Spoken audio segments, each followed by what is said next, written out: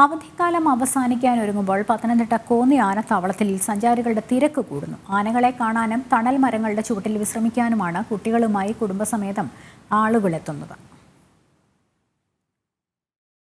ആനകളെ അടുത്തറിയാനും ആന മ്യൂസിയം കാണാനും ഈ അവധിക്കാലത്ത് സഞ്ചാരികളുടെ വലിയ തിരക്കാണ് ആനത്താവളത്തിൽ അനുഭവപ്പെട്ടത്. ആനകളെ പരിശീലിപ്പിക്കുന്ന ആനക്കൂടും കൊച്ചയ്യപ്പൻ എന്ന കുട്ടിയാനയുമാണ് ഇവിടുത്തെ കൗതുക കാഴ്ചകൾ.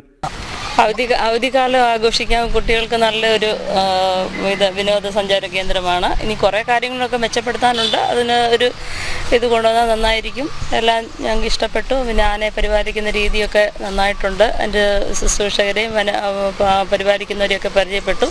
എല്ലാം നന്നായിട്ടുണ്ട്, കൊള്ളാം. 5 ആനകളാണ് കോന്നി ആനത്താവളത്തിലുള്ളത്. ചട്ടം പഠിപ്പിച്ച് പരിശീലനം ലഭിച്ചവയാണ് ഇവ.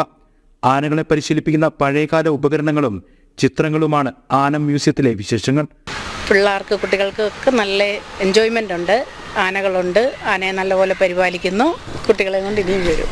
കുട്ടികളുടെ വിനോദത്തിനായി പാർക്കും സജ്ജമാക്കിയിട്ടുണ്ട്. സഞ്ചാരികളുടെ തിരക്ക് വർദ്ധിച്ചതോടെ ആനത്താവളത്തിലെ വരുമാനത്തിലും വർധനവുണ്ട്. ജനം, പത്തനംതിട്ട.